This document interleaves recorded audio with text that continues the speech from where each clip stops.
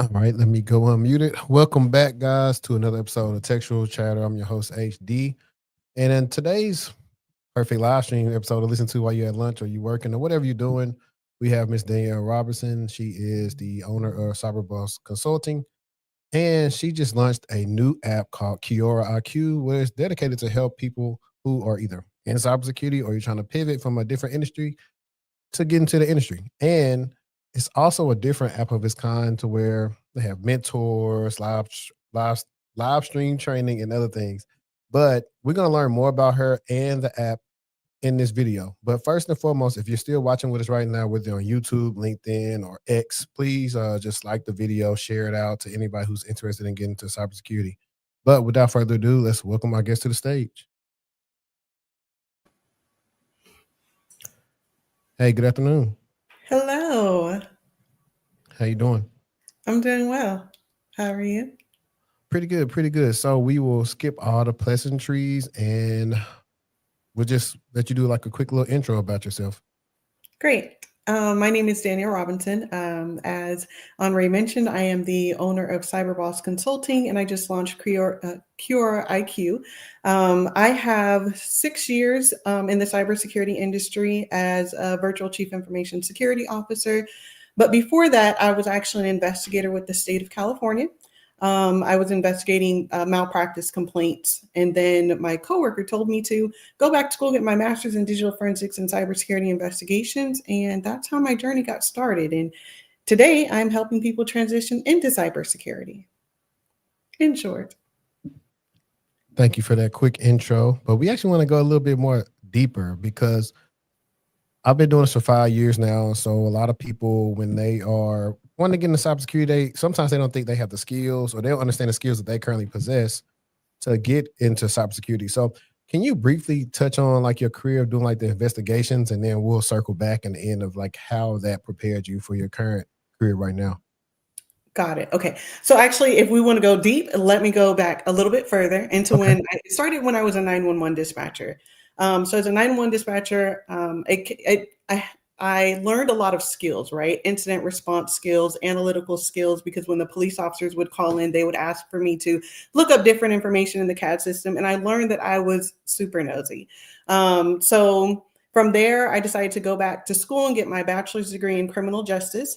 Once I got my bachelor's degree, I decided that I wanted to become an investigator, where I grew more skills, right? So as an investigator, I learned more so of the compliance portion, right? So I had to learn government regulations. I had to go and enforce compliance, things like that. So it built my analytical foundation, as well as being able to correlate a mass amount of data. So as with any investigation, it starts off with a complaint. And then from the complaint, you would be able to have to investigate more pieces of information that comes in to be able to spit out an outcome, right? So, if you want to translate that to something in cybersecurity, a root cause analysis. From investigations, my coworker said, while I was an investigator, my coworker said, Danielle, you are too sharp to be sitting in that chair. You should really go back to school for your master's in digital forensics and cybersecurity investigations. Initially, I told that man he was crazy.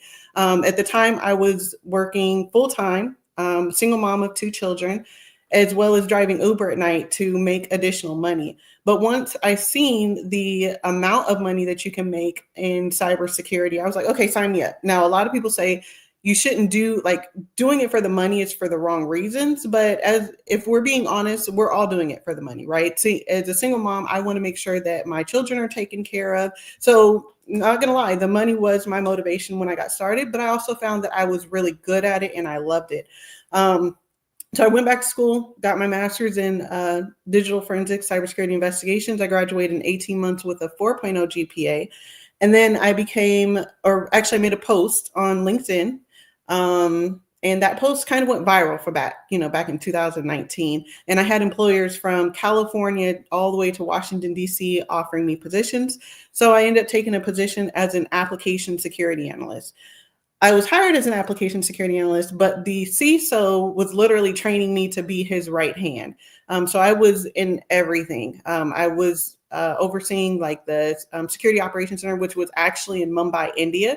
So they sent me to Mumbai, India to train with the security engineers. They are stayed in Mumbai for a week. Gained a lot of skills, also was able to see the offshore interactions and, the culture in India. And then coming back, I had to work with the engineering team, the software development team.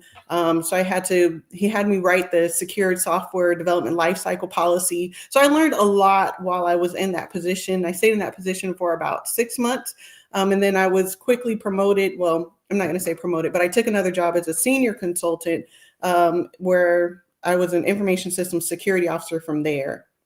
And then that position for about 3 months, I believe I was an information systems security officer, and I went to a client site, and the client, I just went to backfill behind a director, but the client felt that I was so helpful and that I had the aptitude and the skill set to be able to deliver security services for them instead of the director. They actually told my employer, "Hey, Danielle, we want for you to be our security manager." And I'm like, what? I have like 9 months of security experience at this point. But they said, "Danielle, we don't care how much experience you have. We love your attitude, your personality. It meshes well with our team. And we can teach you whatever it is that you need to know. You already have, the foundations. Now it's time for us to take you under our wing, and we'll teach you from there." So that's literally how I launched my career. And like I said, I stayed in the position, went from information systems security officer to now CISO. So I still have my day job where I lead and oversee global security projects in excess of 30, 40, $50 million projects, both the onshore, offshore security teams. I oversee the implementation of the security tools, oversee the information systems and security officers that run the vulnerability scans. Then I also audit all of the clients' infrastructure, so NIST, PCI, HIPAA compliance, and then deliver on the security presentations as well. So to sum it up, as you can see, I career transitioned in that conversation 3 different times. And so I know what it's like. I know how difficult it is to transition, especially when you feel like you don't have any experience in your new area of focus. And so that's how Kyora IQ was born. I really wanted to be able to help mentor and develop skills of other people who are now trying to do the same thing that I've already done. I hope that wasn't too long-winded. No, that's perfect. It's perfect. I guess on my platform, we enjoy long-winded answers like that. As you were talking, I decided to do a quick Google search because I think one of the things that you and I discussed before even doing this live stream was about why cybersecurity in itself, it's different industries within cybersecurity, but as a career field could be beneficial, especially for single women. So I did a quick search that I said, how many women have gotten into cybersecurity since 2020? So in 2019, it was around like 20,000 people, and it went to 25% in 2022. Now it says close to 2025 or like it'll be at least 30% of women make up the workforce in cybersecurity. So I thought that was like pretty astounding, like how fast that went from like 3 years from 2020 to 2022. And now I guess you consider yourself one of those women that's gotten into the space. So why would you advocate for women to get into the industry? Well, for a few different reasons. For my own personal reason, I know what it's like to be a single mom, have 2 kids, and working a job, day in and day out, where you feel like it's not enough to support your children, right? We all want, especially as a mother, we all want for our children to have a better life, especially better life than how we grew up. Even though I'm not saying that my life was bad, but I definitely wanted my children to have a better life than what I had. So that's one of the reasons why I would be a personal reason why I'm a strong advocate for women to get into cybersecurity, because of the lifestyle that it could afford you and your children, because there are opportunities to make really good money in cybersecurity, especially if you enhance your skills, you upskill and go with one of the popular career fields that are out there, or areas in cybersecurity. For example, like GRC engineering is a big one right now. Incident response is always a big one. Penetration testing is always a big one. So if you do have the skill set to be able to transition, I'm a full-on advocate for it. I've seen what it's done for not just my life, but for the other lives of women that I've also helped transition into cybersecurity. The second reason is women bring value. Men, I know that sometimes they say women lead with emotion, but I've also seen men in this industry lead with emotion as well. And excuse my language, I'm just going to be real and say it, but sometimes they play whose balls are bigger. Whose balls are bigger. But, sometimes women bring that level-headedness and the analytical thinking, the strategic thinking. For me, in my experience, with calm, patience, clarity, without getting into the testosterone energy that is going back and forth, if, for lack of better terms. But that's, like I said, it's really, it's career, it's life-changing when you get into the industry, and then you'll have so many opportunities. If you wanted to move across the country, if you wanted to move to another country, if you wanted to work from home. I know a big thing for me was being not a stay-at-home mom, but being home for my children. Like right now, my daughter's at the high school across the street, and I'll be here. I'll be able to see my kid. I'm able to see my kids grow up, and I'm not, traveling, 45, 60 minutes to work, and then having to find daycare and things like that. I'm home with them. So definitely, there's a couple of different reasons why, financial aspect, the flexibility, and just the opportunities.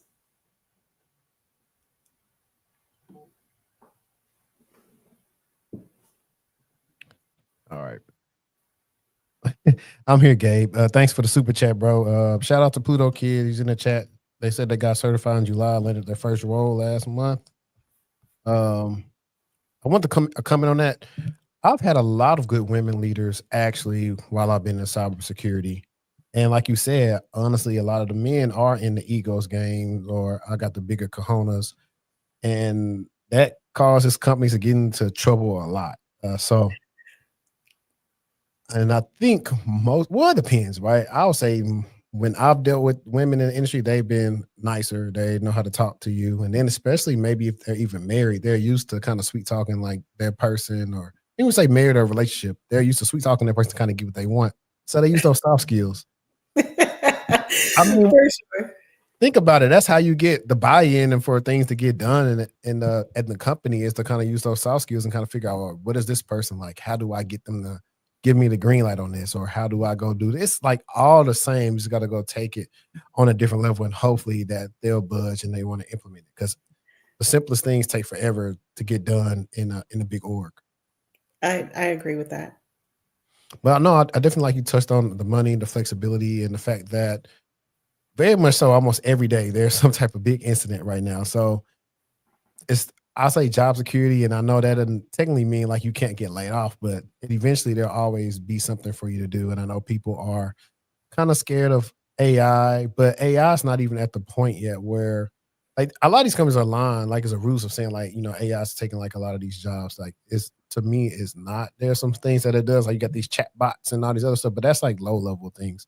Still gonna require human context and still have to be super complex to even handle some tier one things that's already using an analyst's discretion to decide if I'm going to make something a security incident or not. So we have those things going on. But briefly, before we get more into the app, I kind of wanted you to talk about a little bit about, at a very high level, about your current role in like a day-to-day of that role.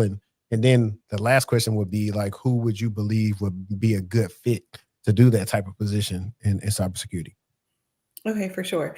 So my current day-to-day. So again, I'm a virtual chief information security officer. So, and I kind of touched on, what I do as far as overseeing things, but do I do that every single day? Of course not. It depends on what's happening, what we have in place. So maybe there is a new deployment or redeployment or upgrade of some type of application where I would have to do architectural reviews or application security reviews, or just a host of things. Maybe there are security tools that have fallen offline, and I had to check in with the information system security officers to ensure that those security tools have been brought back online, or at least they're coordinating with the engineers to make sure that those tools are back online.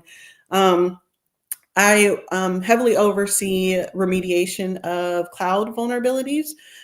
So for example, if for those of you that are new to the industry and may not be aware, but there's AWS, there's Azure Cloud, and then some of those tools, for example, I'd say like Prisma Cloud, that actually goes in and scans the images for any type of vulnerability. So I participate in that remediation, where I actually lead and oversee the remediation of that project to drive down the amount of vulnerabilities present in the environment. So I will coordinate on a weekly, bi-weekly basis, depending on what the findings look like, to ensure that the application teams or the development teams are actually patching and remediating those vulnerabilities or upgrading those images. Let's see, as I said, audits, that's a big one. There's annual audits. NIST recommends, an annual audit, whether it be for NIST, PCI, HIPAA. So I'll participate in an audit. Auditing is very, very stressful. It's a very, very stressful time because you have only, so much time to do it. So in a 6-week period, I may have to evaluate 250 controls or something like that. So auditing, again, client presentations on a weekly or biweekly basis. I am, showing the client what their security posture looks like. So I create all those presentations. There's just so much. It depends really what that looks like. But a person that would be a great fit for my role would definitely have to be a strong-minded individual. Touching on some of those soft skills and being a woman in the industry, it's not meant for everyone, right? I've seen some women that had a really, really hard time and really, really stressful, had really, really stressful situations being in the type of position that I'm in, because you do have to have knowledge, you have to have skills, you have to have technical aptitude to be able to understand the systems. For example, we always talk about infrastructure, right? And asset management.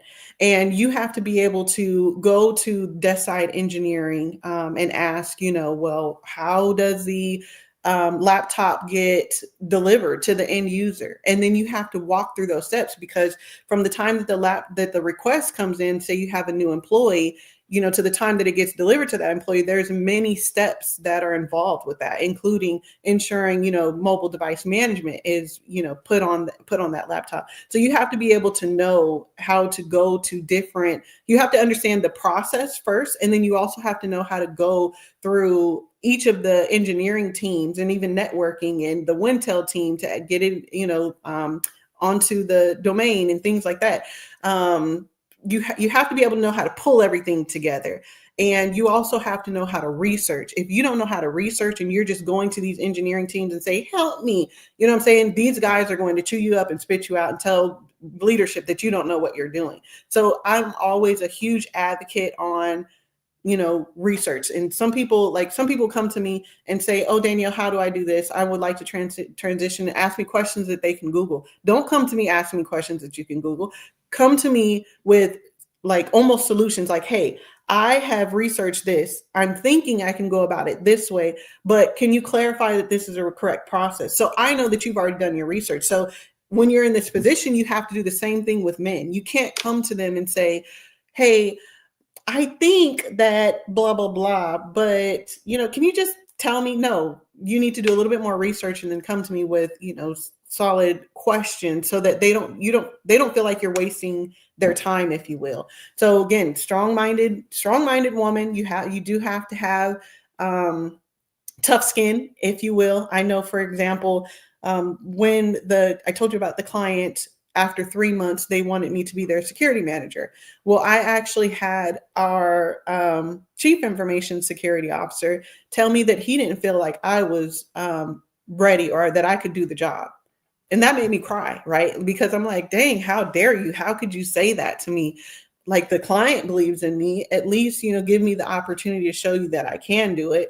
So you do have men in the industry that don't care anything about your feelings. So you have to toughen up. And this is why I tell women, like, that come to me and ask me questions, I'm like, you need to do your research. They're like, that's rude. Okay, but if you can't handle what I'm telling you, you're not going to be able to handle being in an industry that is still a male dominated industry, where they're not going to care about your feelings. So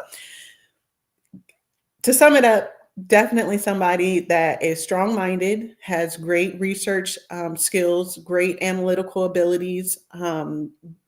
Speaking is a big one. Communication.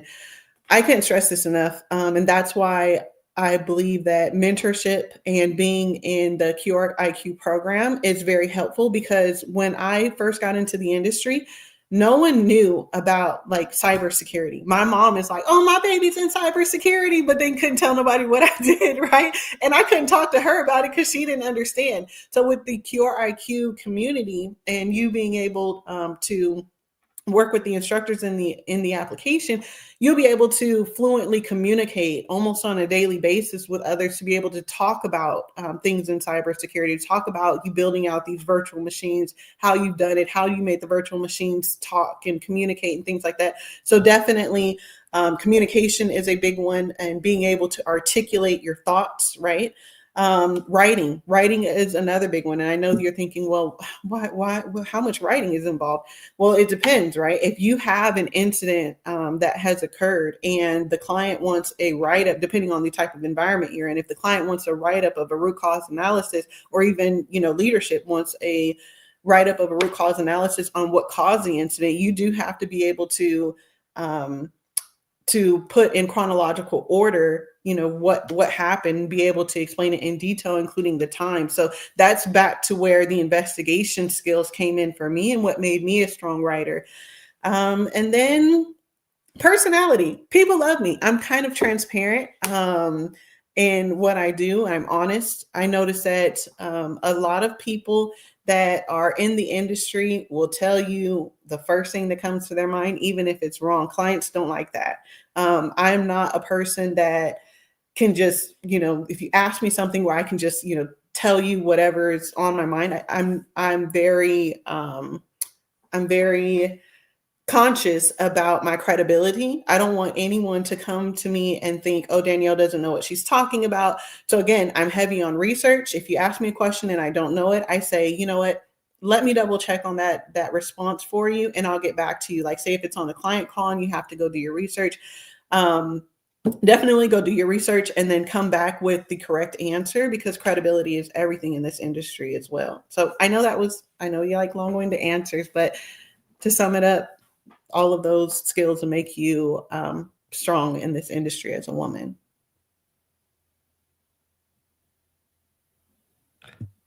Perfect.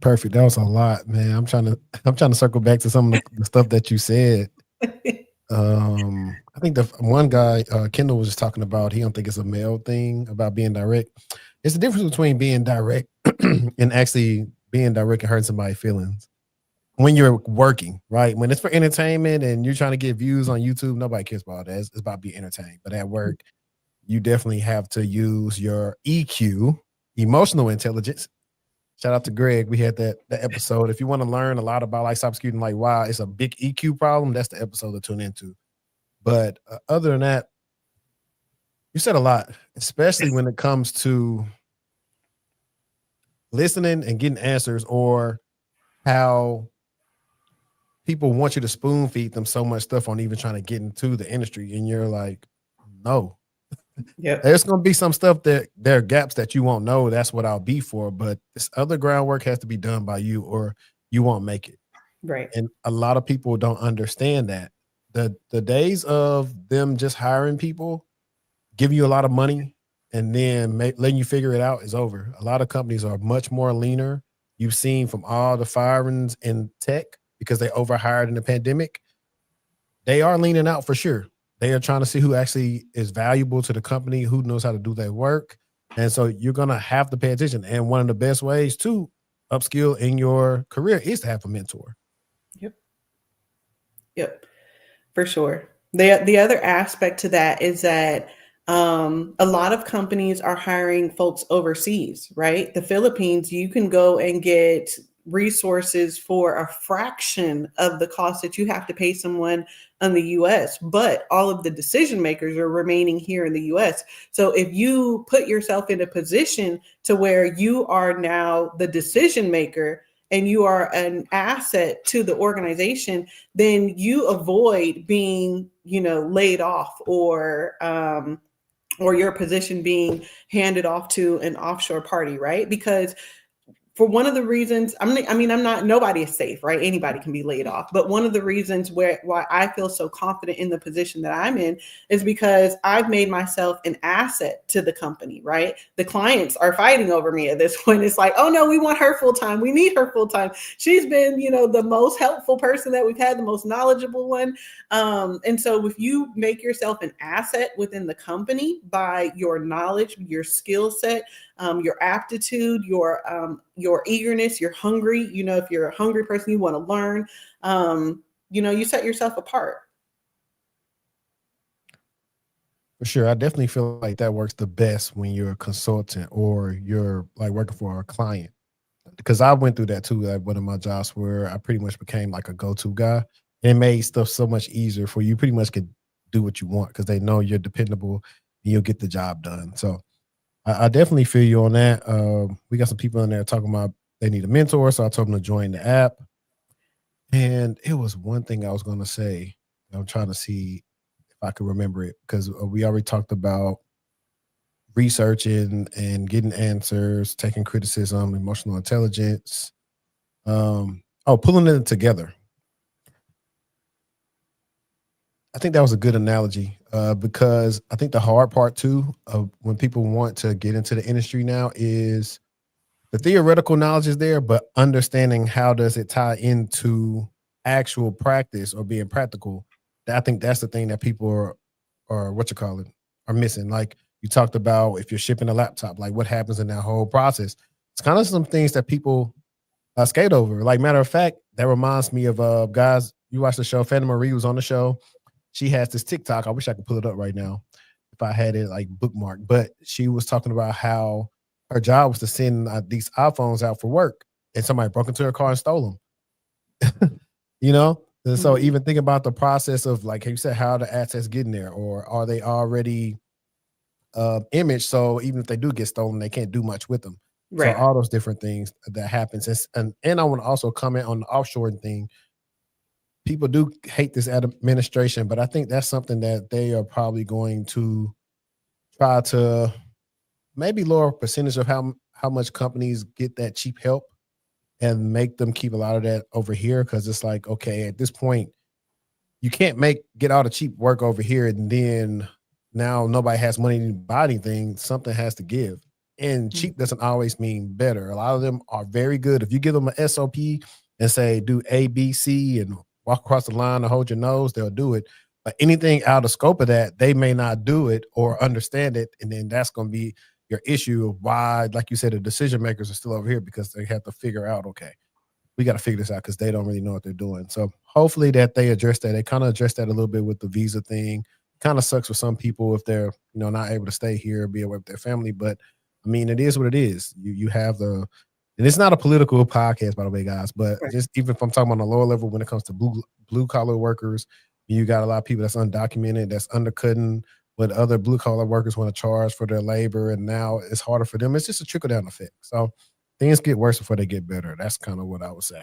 Right. And I agree with you that I'm not saying that, they're going to shift the entire workforce or even mid to senior level members of, say, even SOC analysts, if you will, over to offshore team, because depending on the agency or the client, a lot of offshore members can't even have access to production environments. But that's why I'm saying upskill, make sure that you're not entry level. You are now mid to senior level, and you're getting the skills necessary to be able to make yourself an asset to the company, to where your position, they really need your position, as opposed to being able to send it offshore or building AI automation into it. That's what I'm saying, because even with AI in automation, there's still going to be someone that needs to govern that, right? So GRC positions, ISO, NIST, understanding NIST and AI and the framework involving that, is helpful. And, you'll make yourself an asset when understanding how to securely implement AI into an organization. No, for real. But I know, like, and this is kind of like the weeds of things, but some organizations don't even have like a progression plan for people. They don't have ways to kind of track your progress on upskilling.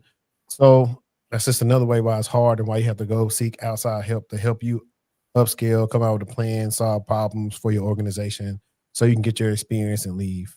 So Completely agree. Completely agree. And that's exactly what the Kyora IQ mobile application aims to do. So back to, just how we described understanding the infrastructure and endpoints. So Kyora IQ does start with infrastructure. So we do have hands-on labs on how to build a cybersecurity home lab, literally how to build a penetration lab, how to vulnerability scanning, how to stand up vulnerability scanners and scan vulnerable systems. We have instructors from these global organizations that people are looking to get hired at that can actually teach you, and you can actually speak with them and say, hey, even if you have a problem at work, of course, we're security, so we don't want to know details. But if you're having trouble, let's say you're having trouble configuring Purview, or you're having trouble configuring Defender, or you have another issue, even if it's on the job type stuff, it's always good to have someone there, a mentor or another professional in the industry that you can talk to about these things and say, hey,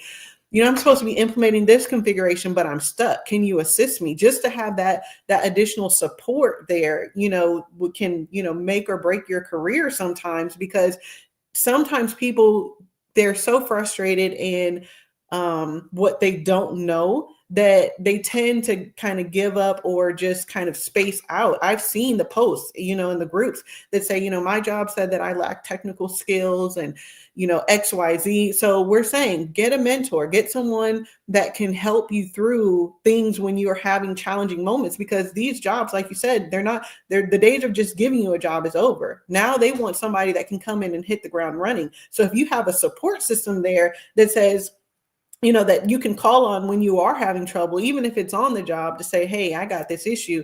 My manager is expecting it. Can you kind of walk me through?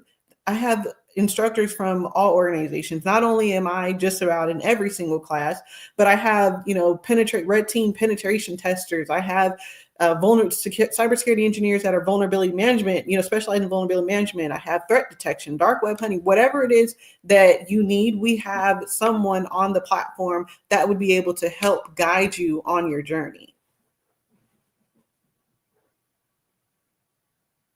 great, because you beat me to it. Sorry.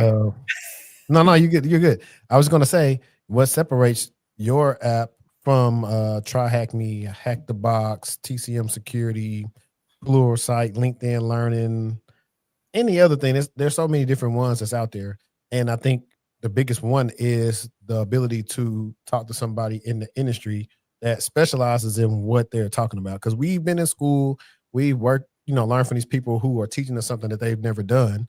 Versus, hey, I do this every day. I look at audits every day. Hey, I review cloud vulnerabilities every day in Prisma or Wiz. This is what we look at. This was what, if I was hiring you, this is what I would try to test you. Yep, exactly. So for the difference is simple, the live instruction. Every other platform that I'm familiar with typically has pre-recorded sessions.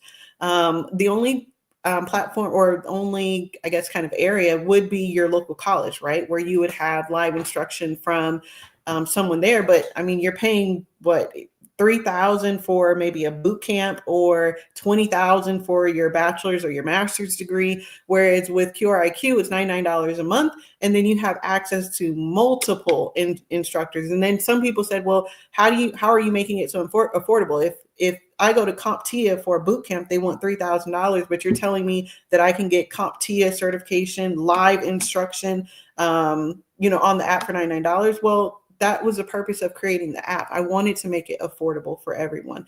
So I'm able to pull, my network together who understands that we have a mission to help others transition, and then pulling of resources. So if we have many folks that are in your same shoes that are able to pay the $99 a month, then all of the instructors are able to get paid, right? So the live instruction is big, and that's mainly what sets us apart, but also the mentorship. You can go and get mentorship, live mentorship, from other people. Like, for example, if there's someone in SOC, maybe that individual person does like a live mentorship to help you one-on-one with your resume, with your LinkedIn, similar to the things that you do, which is all great. People are going to pay for who they love, but we also have that on the application as well. So you can get, live mentorship from an active threat detection and SOC analyst. You can get resume support on the application. You can get that mentorship and guidance on an ongoing basis. And even if you wanted to pivot, let's say you are an ISO, and focus in GRC, but you decide that you want to become a cybersecurity engineer. Well, we can help you do that on the application as well, because you can start off maybe with Mr. Melville's class who teaches GRC, but Victor is going to teach you how to build a cybersecurity home lab. So you'll get that engineering hands-on experience, and it's all for one price. So we do have CompTIA certified training providers on the app who teaches Security Plus, Network Plus, as well as Pen Test Plus. So because the application is new, this is our second week. We're rolling the class out in phases, but definitely because CompTIA Security Plus, it's a core, that class is already started, and the first class is on the Kyora IQ YouTube channel, so that you guys can kind of see how the classes go. Perfect. All right. We'll have to definitely link the YouTube channel here. And so one of the questions I guess that you said people typically have is, how do they subscribe?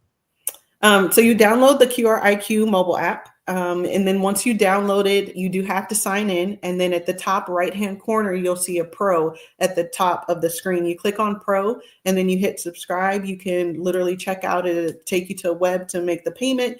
And then you would come right back to the app and it would unlock all of the courses. So when you're inside of the app, you will see the upcoming courses. And then if you hit view all, you'll be able to see all of the workshops.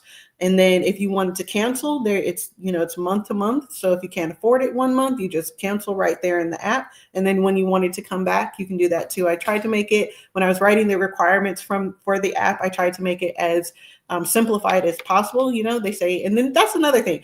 If they say, if you want to learn, something, product security, build something. So I learned a lot while building the app too. But yes, that's how you subscribe. You hit pro and then you subscribe right there in the app, and you can also cancel in the app.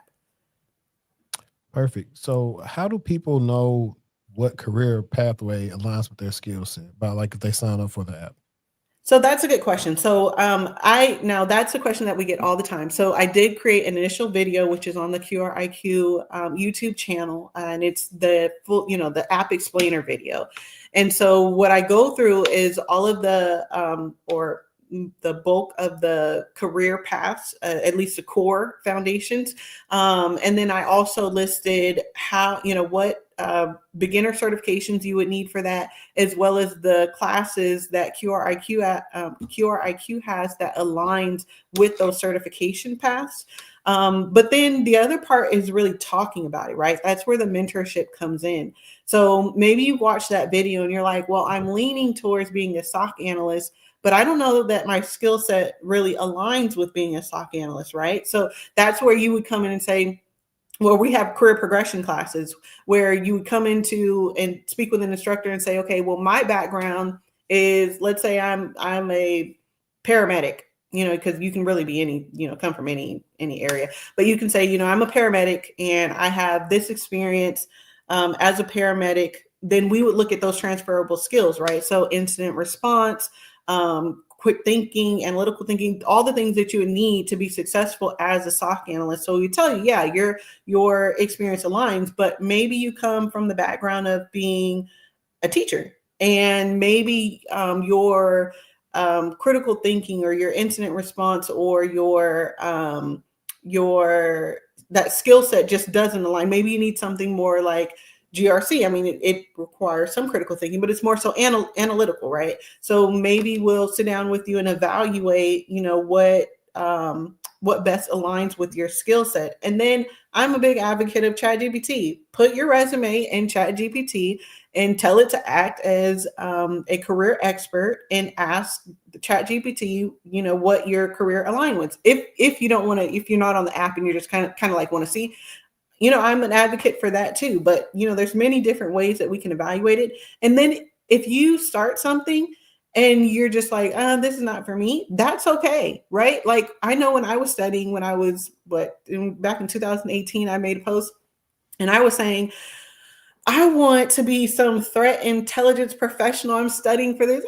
Never been to threat intelligence anything, right? So you may have an idea about what you want to do and where you want to go, but life may take you other places. Maybe you started studying for security operations center analyst, but you put your resume out there and an employer was like, hey, we understand that you've started studying, for threat detection, but we really need this type of person. And we believe that your attitude aligns with what we're looking for and your aptitude. Can you become, a network engineer if we train you? So there's no telling, but at least, start. You have to start somewhere. That's dope. And I thought about something interesting as you were talking about that very last part about people thinking they want to do one thing, but then they realize that's not what they want to do. And this isn't one of the questions that we already had down. So this is on the fly question. Going a step further with the career assessment piece, do you guys have like any on-demand videos of saying, hey, this is what a SOC analyst does. This is what a GRC analyst does. This is what a vulnerability management analyst does. This is what application security engineer does. Do y'all have anything like that where it's kind of like a short, typical day-to-day, like what they may do, to see if that's like something that may even align with them a little bit more? We don't have any on-demand videos like that kind of gives them a brief overview, more so because all of our classes are live and instructor-led. So if there is a question about what they do, literally you can ask the instructor. And the instructor will repeat it as many times. What I found is that it doesn't matter. You can post it. You can do it, create an email about it. You can send them a message about it. You can do so many things and people will still not, watch or read what you've already sent them. That's why I created the live instruction, because I feel like if you talk to somebody about it, it adds more value and it resonates and they remember, right, what you guys actually talked about. Yeah, I'm a big proponent of Loom. Anybody who's ever did coaching with me or right now, actually, it's fun that you said that. I had a text thread with a client, and he was saying, "Hey, you got information on such and such." I was like, "Did you check the pin section of the coaching channel?" And he was like, "I didn't know that was all there." And it's like one of the first things I tell everybody when I bring them in the channel, like, "Hey, everything is right there." But I'm centralizing everything to have like just one spot so they can access it. But no, I think I'm a fan of both. I'm a fan of either live or on demand stuff, and I think that could just be an easy way where, if they don't have access to the live stuff, maybe that's just a cheaper offering that they could possibly get in the future after you guys have figured out what works and what doesn't work after a year or so. It's kind of the thing that you learn with this coaching and mentor stuff. Yeah, And for sure. Now, although we don't have like the summary of what one does, we do have all of our pre-recorded sessions on YouTube. So all of the first sessions from all of our classes are already on YouTube for the classes that we've already had. And then for those that have subscribed to the app who maybe missed the first session, because again, we're in week 2, there is there is a private YouTube channel where we do have all of the recordings from sessions 1 and session 2 that you would also be able to get access to. And then prior to each of the classes, at the start of the class, the instructor does go over their background and how they got where they are. So I'd seen a post recently about, just wanting to hear different perspectives, how different people got into the industry. And you can listen. I mean, you can listen to that all day on YouTube, but people are actively still posting in these groups that are saying, well, I still want to hear it from other people. So if you want to hear it live, or in a pre-recorded session from what Kyora IQ has to offer, it is also on the YouTube channel as well. And then going back to your point about posting, and making it like a featured post in a group and them still not reading the information, that is a common problem, I'm going to say, across all of the group cybersecurity groups that I see. It doesn't matter if you post, featured, start here in your Facebook group or whatever. And start here may say, how do I transition into cybersecurity? And it give you a dump of resources. They'll still post in the comment, how do I get started in cybersecurity? So That's right. And then so many people were coming to me about, mentorship and how I got started, even though I had all of that in the Facebook group.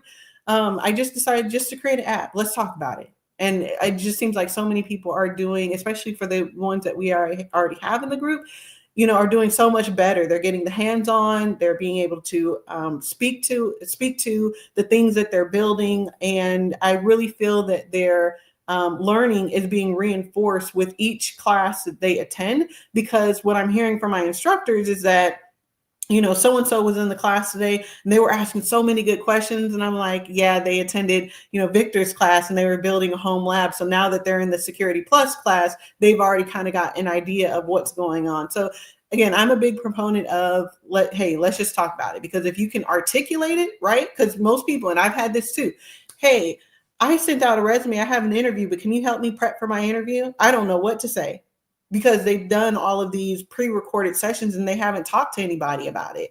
But if you come onto the platform and you're like, hey, I got an interview on Wednesday for identity and access manager, can you guys assist me? Can somebody, help, practice with me and some of the questions that they may ask? And then we'd want to, talk to you about it so that you get comfortable and you have confidence going into that interview, explaining the things that you have been doing in the app, right? If you're talking to the instructors every day about it, or the mentors or myself about cybersecurity and what you're doing, it's going to be easy talking to other people during your interview on what you've been doing and how you can benefit. Because like you said, it's no longer I'm just giving you a job. From an employer standpoint, how do you benefit me?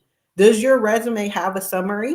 On that summary, does it say, what you do? Why should we hire you? What is your skill set? What is your niche? What benefit are you to me? So we help with all of that.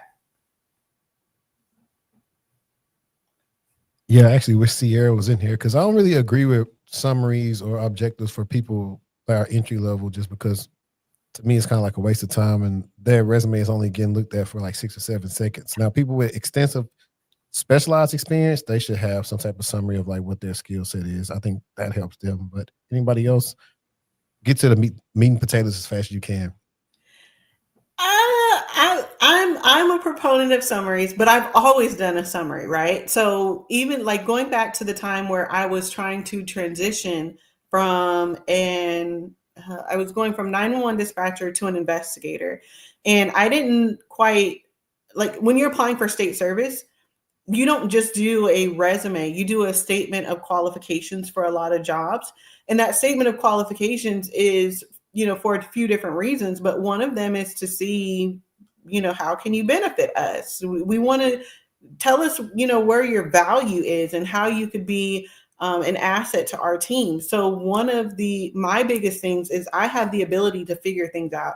You can put anything in front of me and I will get it done. I will figure it out. Even if the 4 people before me, weren't able to figure it out. So on my resume, my summary is I've mastered the ability to figure it out. So, and that's what a lot of companies want, right? A lot of companies want you to come in and solve a problem. So if on your resume, I'm saying master the art of being able to figure things out, like, I want to talk to this girl, right? And so I did a test back in, I want to say it was 2023. I think it was what are we in 2025? I think 2023. I did a test, right? Because I'm telling people, this is what it takes. This is what you have to do. So I went ahead and just revamped my resume, updated it, put that I have the master. I can master I have whatever it is, master the ability to figure it out, put it on my resume, start sending out the applications. It took me 4 weeks to get a job. So literally from the time I applied to the time that I was hired. So I just from my experience, I know that it works. Yeah, I'm just focusing on more people that are like entry level. I'm talking like you don't really know summary or objective to do no help desk role. So I'm just talking about like bare bones type stuff. Like, hey, let us see your projects and if you know how to use Active Directory. Like outside of that, when it gets a little bit more competitive, that's when you got to start standing apart. I don't even like cover letters, but if you got to do you a cover letter, you can send you a cover letter in. But no one of the questions it was where are we? Once they subscribe, can they book mentors one-on-one, or is there an additional fee? How does that process work for them? So for sure, when you subscribe, it is an additional fee to book a mentor one-on-one. Again, the purpose of making sure that the fees stay low is to do group sessions. So group sessions allows the $99 a month for you to be able to come and talk live. Again, you have multiple opportunities to be able to talk to someone live. But if you wanted someone's time, personal time, and you wanted them one-on-one, you do have to pay an additional fee. So when you go into the application, you'll see a list of services: threat detection, cloud security, etc. And you click into those areas and you see instructors there. That's where you would book them one-on-one at their hourly rate to be able to provide you more support. Perfect. And I guess we kind of already covered some of these things, but like these two, it's like, how do I choose what classes to take, and can I pay for individual classes? Yep. So again, we did touch on it already just in conversation, but no, you can't pay for individual classes. Like I said, if you want to take CompTIA Security Plus boot camp rather than taking CompTIA Security Plus on our app, you can go pay $3,000 as opposed to $99 a month. So we don't have individual $15 classes that you can pay for. It's just one flat fee. Perfect. And then this one is, do I get credit for attendance if I go back and watch the recording? No. So the way that our program works, we do offer CEU credits, so continuing education credits for those who don't know. Our system, though, on the back end recognizes participation by attendance, right? So our platform is held via Microsoft Teams. So that's how all of the live instruction is handled. So when you join the class, then there is a recording of your attendance. So right now, we don't have the ability to see if you went back and watched a recording on YouTube, which is where all of our recordings are. So it's meant, for you to actually attend the live instruction. But as the platform grows, who knows, there may be an opportunity to change that. Okay. And then I think one of the last ones is, well, I'm going to switch up this last question because you already answered this. Right now, what current CompTIA certifications are you guys pretty much being able to prepare them to be able to get? So we do have CompTIA certified training providers on the application. So we have CompTIA Security Plus, Network Plus, Pentest Plus, and AI Security Foundations is coming. We actually have Mr. Asif, who helped write the CompTIA material for that, who will also be on the application. Again, I'm just trying to roll the classes out in phases. So as we get more people, then of course those classes will be live. But right now on the application, Security Plus, Network Plus, Pentest Plus will be here by the end of the month. Okay. And no love for the CYSA Plus? Not yet. No, I got to get another instructor to do that. But again, as the platform grows and people are like, that's what we need, then for sure we'll add that. Okay. All right, guys. So we're at the end and we got some time for some questions. If you want your question asked immediately, drop us a super chat and then you go to the top of the queue. So I'm going to go back through the chat and try to answer some of the questions that people asked in the beginning. But if you want your stuff asked right away, leave us a super chat. It don't have to be an amount, but leave us one. Let's see what we got. And I did shout out to Gabe, so let me show this again. Gabe is now the new, I do not want to butcher your title, because I think he was already a director at Jacobs, and now he is, hang on, guys, because we got to put some respect on Gabe's name real quick. Show you about my friends.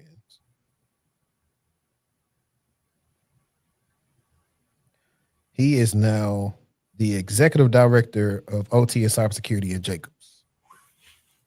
Yay. So he's doing major things, and that's a niche that a lot of people don't know about, but it's very critical. Got it. I see one in the chat from Yush. Hang on, I'm at the top. I'm gonna get to him. So I'm gonna try to get to the people that asked before them that we didn't really stop and ask some of their questions to, because I know some people had some good stuff, so I don't want them to feel like they So we'll get to him unless they super chatted. I can't even tell. It was somebody asked about do y'all have any IAM labs? I knew I saw that one. Identity and access management. I think I've seen that question too. So for sure, like I said, the Mr. Fernandez is, or Victor as he likes to be called, does teach the Cybersecurity Home Lab, which touches on identity and access management. So there's your answer for that. Okay, now we're down to. So Yush says he's a senior regulatory specialist at a top healthcare marketing agency in New York, but their background is in technology and degree. Question mark. How can I transition to a role in tech with the same salary? It's kind of hard for us to answer because we don't know what your salary is.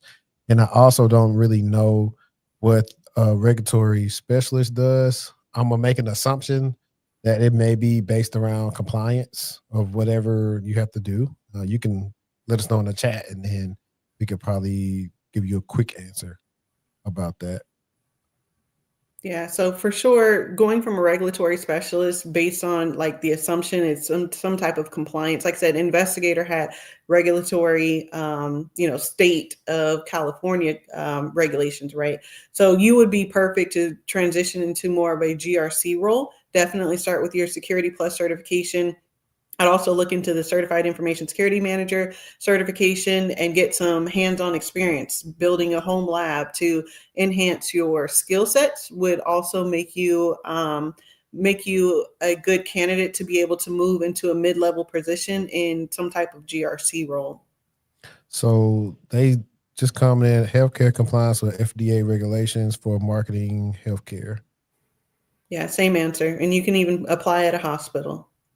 Yeah, and this would be the instance that you can use your resume and job description and ask AI to kind of what roles would you fit. Because not only outside of the Security Plus, you have to get knowledge of like certain frameworks. You're gonna see NIST a lot. What is it, ISO 27001? You'll probably see, and you're probably familiar with this because you're doing healthcare, but HIPAA, HITRUST, I think I saw one with high tech, like all those different things that you may have access to or know somebody that has access to those things, lean into that. Like you probably can get into EHR. And that's a bag by itself, literally. By itself, it's a bag. Everybody can't do it. For sure. In our GRC class that we have, I've actually created a workbook, or even if you go to my LinkedIn, I created a workbook for different frameworks that are on there. Specifically, that one was for NIST, but using that workbook, you can also include, some HIPAA frameworks and PCI, kind of send you instructions on how to create a workbook. So it also gives you some hands-on experience. And then in our GRC class, we talk about mapping, right? So mapping, NIST frameworks to HIPAA, PCI, and other frameworks so that you can understand how they all come together. So unfortunately, LinkedIn showed me the person's name who asked this, but they said, I'm assuming they're asking like all these CompTIA classes, are they broken down by domain for the CompTIA certs? When she says broken down by domain, so you mean the CompTIA security? So the CompTIA Security Plus has different domains in areas. They're talking about all of them, but I guess I said like if you're trying to do one for, we'll just stick on Security Plus. Like, does they say, hey, this class we're going to be talking about domain, yada yada yada? Is it going to be like that, or is it just whatever the class is going to be? No, so it's a structured 10-week session or 10-week course. So each course covers cover whatever the CompTIA training provide. So they actually have the CompTIA training materials. So they go based off of, what CompTIA puts out. And so again, I'm not the training provider, but you can definitely go to the class. The first session is recorded and was put on the YouTube channel so that you can see kind of like how it's structured. Right. And I hadn't did a CompTIA cert since like 2018, 2019. Like I got my Sec Plus over, what was it, like 12 years ago? I think I got it. So I'm the wrong person to ask about anything about Security Plus. But I believe you can go on CompTIA site and see like their training material or like how it's broken down. I don't know. Somebody can fact check me in the comments to make sure I'm right.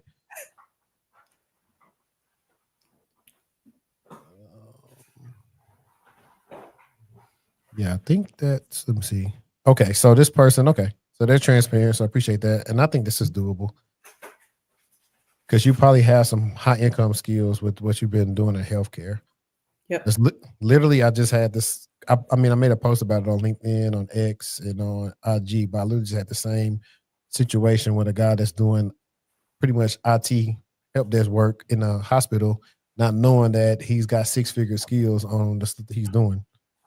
Yep, exactly. Yeah, 77,000. So just to be transparent and to give you kind of like an idea of where I started, even just going from an investigator to having my master's degree and starting out as an application security analyst, my salary went from just about 70,000. So it was like maybe 72,000 to 85,000 to start. So, and then from there, once I became an ISO, then it started out at 100,000. Of course, that was back in 2019. So I'm pretty transparent about that type of stuff. So I think that it's very doable. And now we're in 2025. So looking at the salaries, what I would say again, get that hands-on experience with building a home lab to beef up your technical skills to be able to go in and speak to it during the interview. Understanding those frameworks, doing some of that GRC workbook stuff that I had put out, and you should be pretty golden. You'd be surprised at what's already out there in the industry that may not even know as much as walking in. Right. And I want to share this briefly, just like I said, using always though, your best friend Google gets you all these AI overviews, taking this data from all these different sites. And over here you'll see kind of what you can get from entry, mid, senior, executive, which I think some of the executive stuff is probably off along with senior. But generally speaking, this is kind of what you see. Now, these will vary based on industry and region, on-site, remote, hybrid. So these things will vary, but this is like a kind of high level overview of possible salaries that you could possibly expect to get. Yep. And Smiles and Giggles said, in addition to your program, do you believe that there's value in pursuing a degree in the field? I do. Yes. Absolutely. We both agree with that. Now, I feel like you should be strategic on how you get your degree. If you already have a job, see how much they will cover for tuition reimbursement or what they give you for that, and try to find a college that could work around that, along with what you may get in like Pell grants and all the different type of funding, so you can maximize your experience of going to school and having a good school network that could possibly help you get internships and get into the industry, versus looking for your cheapest alternative that may not pan out for you the best way. It pans out better for people who possibly are already in the industry, but when you're not, it's already competitive enough. You want to be able to be somewhere where it's going to help attribute to your skill set on down the line. For sure. I totally agree with that. There's definitely value in pursuing your degree for a few different reasons, but I know for me personally, when there's people that have CISSP that I've replaced, right?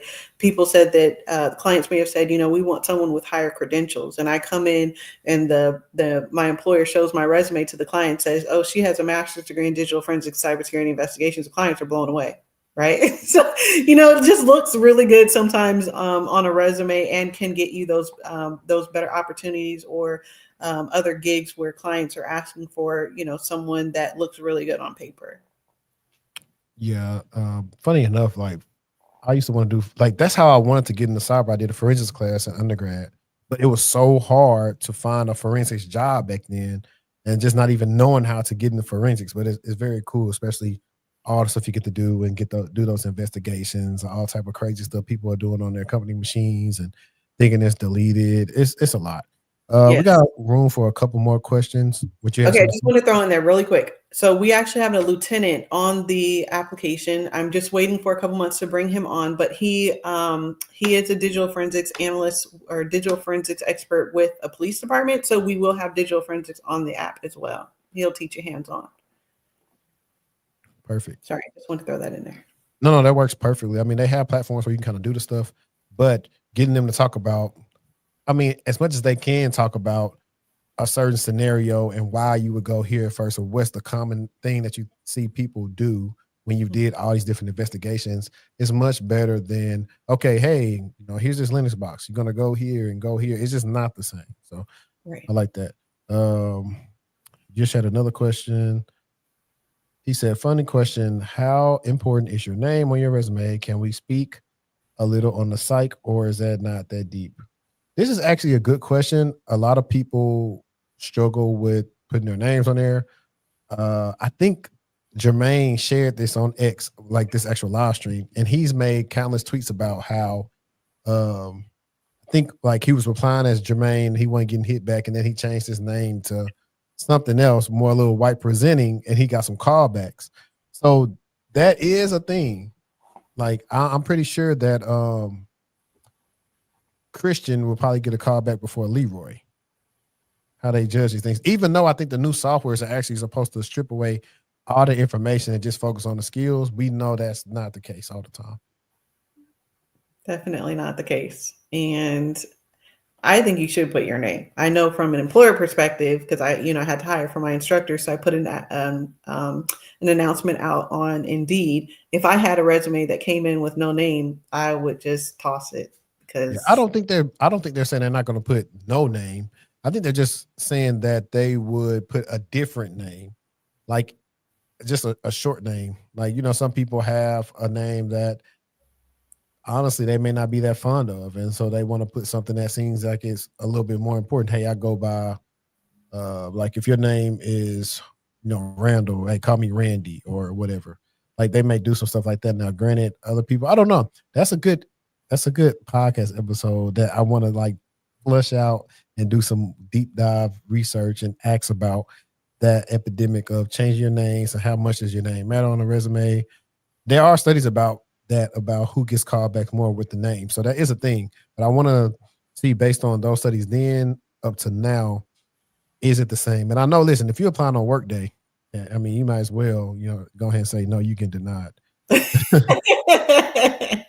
For real. They're fighting lawsuits of AI discrimination, and it's also trying to train people to hire people more like of what they already have their company. It's a lot. So it ain't just you. If like you're out there applying to jobs and you're getting denied, it's everybody. It's just a lot of BS stuff. So you got to figure out how to go past the red tape in order to at least get an interview most of the time. I'm doing the TriHack Me learning path for SAL1. That with my Net Plus and Sec Plus, can it help me land a role? I'm pivoting. What's the SAL1? What's that for? Is that SOC Analyst 1?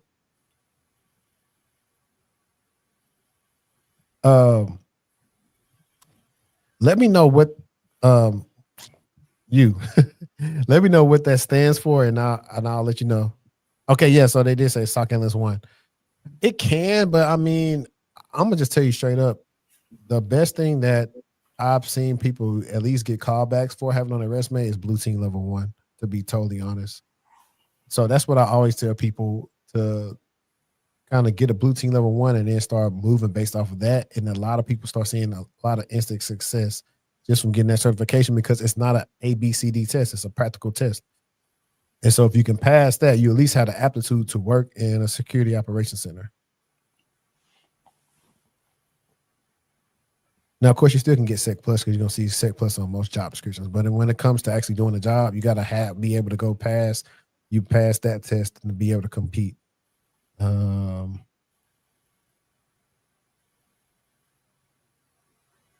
right. So speaking on resumes, I have 2 cyber internships under my belt, and I'm going for 3 or 4 before I graduate. How important are they when going for new grad roles? I want to make $85K plus when I graduate. I mean, it's very important. You're showing you got experience. And if you got the skill set, apply to the new grad roles that pay what you want to get paid. That's the simplest answer I can give you, because I've dealt with people that they are upset about they're not getting hit up from the jobs they want to get hit up from. And I'm like, well, you're not applying to the jobs that you want to be hearing back from. And when they thought about it, it was like, dang, you're right. And soon enough, as when we apply for the $95,000 a year role, or the $130,000 a year role, you started getting hit backs from them. It's like, it's simple. Go after what you want. Everybody can't say no. All you need is one yes. Yep. but I do not see anything else. Danielle, do you want to leave these people off with like anything? I know in the description I have like how they can follow you on LinkedIn, but is there anything else you want to leave them with? I really just want to say you can do anything you put your mind to, right? I know a lot of people are afraid of transitioning, starting something new, and fearful of maybe you are already on a job that where you're comfortable and you kind of know there's job security there. But don't be afraid of change. Don't be afraid to go after, if cybersecurity is what you want to do, to go ahead and take that leap of faith, because you never know where it's going to lead you. And it is a very lucrative industry, and there are a lot of opportunities out here. Again, upskill, make sure that you're getting that hands-on training and that mentorship, and make it happen. So that's all I want to say. And download the Kyora IQ mobile app. Again, we got mentors on there. We got live instruction on there. We got resume help, and be great.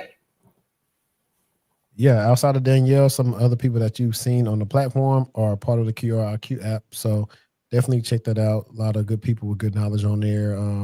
We're getting out here. The simplest way to get a help desk job is to, and this is going to sound like some BS stuff or very shrewd, but to get the skills needed to do help desk, review like 10 job descriptions, see what you see overlap, go learn those. If you want to learn how to be a help desk specialist, like elite at it, go follow Kev Tech on YouTube. He has a lot of videos on common things you'll see in the help desk. He has a help desk Udemy course that he's created that's great.